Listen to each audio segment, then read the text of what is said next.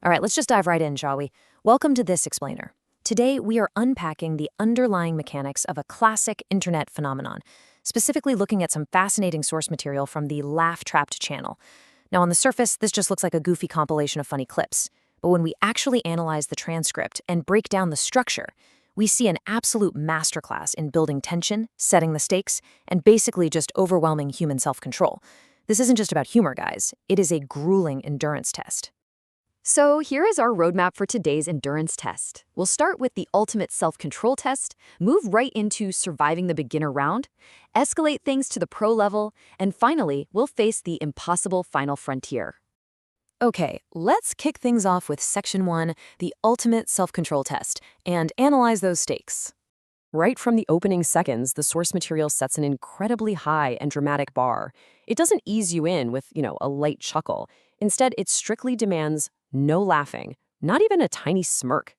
It instantly transforms this passive viewing experience into an active, high-stress psychological game. And the crucial point established right out of the gate is that a massive 99% of people will completely fail this test. I mean, let that sink in for a second. Before a single joke is even played, the creator hits you with this huge statistic to immediately attack your ego. Just look at this massive disparity. You've got the vast majority completely folding versus the elite, unbreakable 1% who actually make it to the end. By establishing this, the source material creates an exclusive club. It's directly asking you, hey, think you're one of them? It's a brilliant hook, really. You aren't just watching to see if things are funny anymore. You are watching to prove your own resilience. You want to prove that you possess a level of willpower that 99 out of 100 people simply lack. So, to find out if you actually belong to that top 1%, the creator structures a really strict 3-round gauntlet, stating that every single second is more tempting than the last. This isn't just some random assortment of clips, it's a carefully curated staircase of difficulty. The source specifically warns that if you laugh, even just a tiny bit, it's game over. This structured approach, going from beginner to pro to impossible, gives you this real sense of progression, which honestly makes the urge to survive each level completely addictive. Moving right along to Section 2, surviving the beginner round, our very first trial. First, the creator literally instructs the audience to take a breath and focus up. It kind of mimics the preparation you'd see before a major athletic event, right? But then, the transcript just kicks off with sheer chaos. We're talking frantic mentions of a whipped cream challenge paired with these bizarre expressions of panic to try and force a laugh. Just imagine the sensory overload here. Out of nowhere, you are hit with, oh God, oh my God. It's disjointed, it's totally out of context, and it's delivered with an energy that is completely at odds with the stone-cold focus they just demanded of you. It makes it incredibly difficult to keep a straight face. But despite the absolute absurdity of the audio, the explainer emphasizes that passing means absolutely no smirks, no raised eyebrows, just stone-cold focus. It is genuinely fascinating how physical this test actually is. Like, it's not enough to just keep quiet. The source explicitly targets your microexpressions. A raised eyebrow means you're out. A tiny twitch means you're out. The creator is literally demanding total physical paralysis in the face of escalating comedy.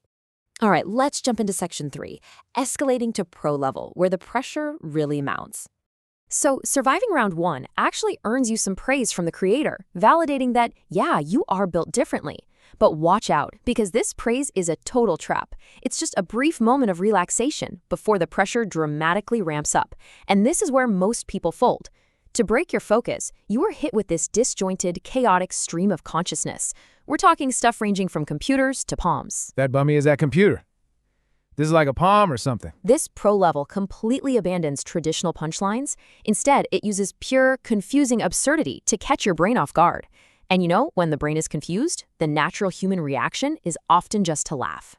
By isolating this exact quote, we can see exactly how the mundane act of grandbabies riding bikes is weaponized as a comedic trap designed to completely break you. Under normal circumstances, this is just a sweet, kind of boring home video observation, right? But within the intense pressure cooker of the gauntlet, where you've been commanded to maintain complete paralysis, the sudden introduction of a completely ordinary phrase like, "she's riding the big bike," becomes incredibly jarring. It relies entirely on the tension that's already built up in your own body. Now, when we compare the rules across the challenge, we see this dramatic shift. We go from a simple game over if you laugh to requiring pure focus and an unshakable will with 0 second chances. The source material takes a really serious turn as we approach the end. It's no longer just a game at this point. The terminology shifts to sound like a literal survival mission. Words like unshakable will, relentless, unforgiving. The creator is hyping up this final segment to be a monumental trial of human endurance.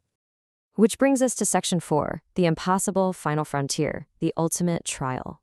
The source material welcomes the survivor to the elite, but quickly warns you not to celebrate just yet, because if you laugh now, you lose everything, that perfect streak gone. The concept of loss aversion is being totally weaponized here to make the tension almost unbearable.